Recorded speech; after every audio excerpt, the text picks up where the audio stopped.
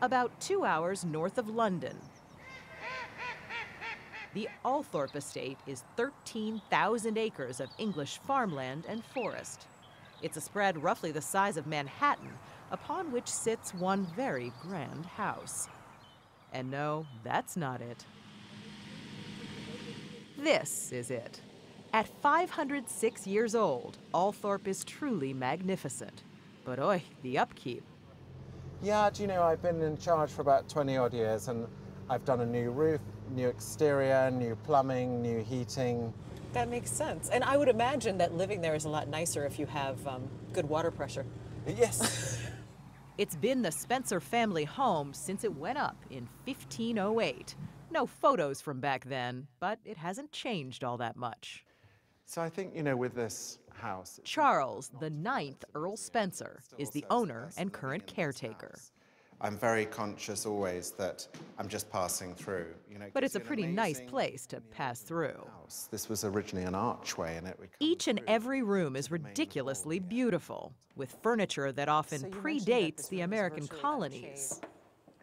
But even in this living museum, there are clues that a real family lives here. You know what strikes me about this room is that you have all these beautiful formal portraits. Yes. And then family photos. Yes. Like any of us would have in our house. This is last month with my 7 children, which is not bad for a Protestant. And and sometimes those kids run the house. I've still got little children because I've got quite a range of kids, but they go down the main staircase on trays, you know, like breakfast trays, really fast. And I just think that's great. You've got to enjoy the place. You're kidding me. No. They sled down the main staircase on trays? I did it. My father did it. I think it's a bit of a family tradition. History is in the walls here and on them. This is stunning. Charles is an historian by trade and found inspiration very close to home. Consider his distant relative, King Charles I. Well, Charles I was a disastrous king. He sort of brought to the surface a war that, rather like your American Civil War, remains the bloodiest conflict this country's ever been involved in. So that was a big surprise to me, how hopeless he was. The king was found guilty of high treason, and in 1649 he was beheaded. Permit me, sir, that I may pray a while before the blow is struck. Sir Alec Guinness's depiction of Charles is spot on. The king, by all accounts, met his death with dignity. But when Charles II, his son, regained the throne a decade later, he took note of the men who signed his father's death warrant and went after them all. And the first men that he brought to trial were drawn and quartered, which we all have heard that phrase, but the meaning of it is quite gruesome. Well, it is a gruesome process, and I'm not sure how much it would really be suitable for a Sunday morning audience, but it basically involves mutilation before death and being hanged until you're unconscious but not dead and being tortured in the most horrific ways. Spencer describes just how horrific in his book about a pretty brutal chapter of British history. And speaking of agony, the owners of this grand estate suffered greatly for years under the British tax code. You must take a certain amount of pride in that you've managed to keep it alive.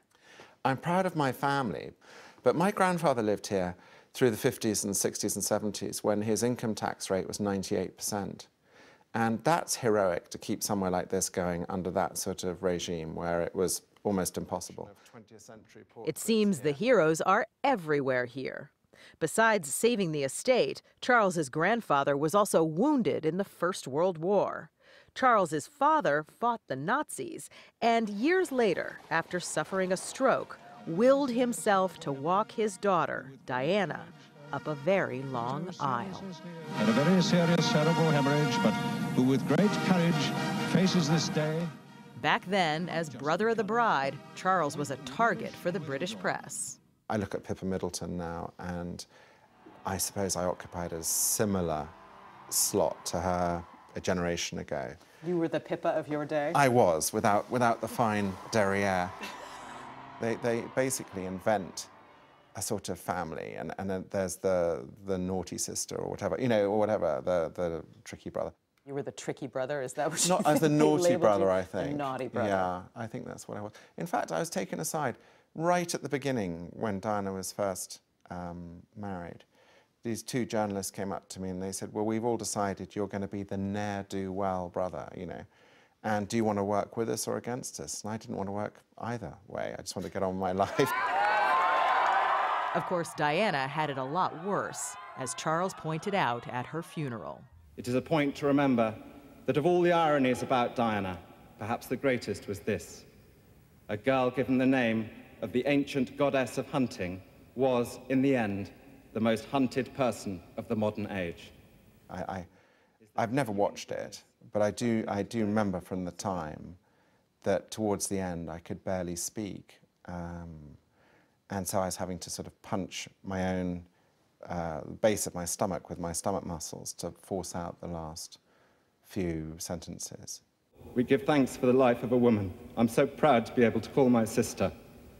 The unique, the complex, the extraordinary and irreplaceable Diana, whose beauty, both internal and external, will never be extinguished from our minds. Charles says it took him only 90 minutes to scrawl out his heartrending speech. And in his portrait at Althorp, it's what he carries in his hand. Do you let yourself think about the fact that she would be a grandmother now? Well, I did think that was the one sadness.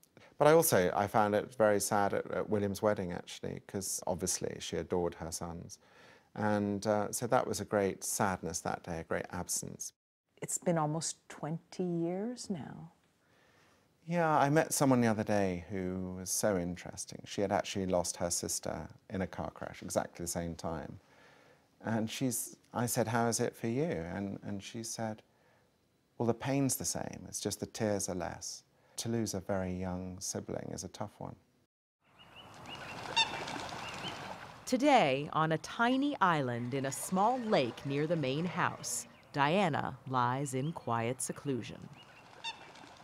But Althorp has always been a refuge. During the London Blitz, children were evacuated here to escape the German bombs. Today, it's a haven for endangered birds. And for the 9th Earl Spencer, it's a refuge as well. Living in a historical environment, as a historian, you really do get a sense of how short life can be. Short, maybe. But as a place like Althorp reminds us, life can also be pretty glorious.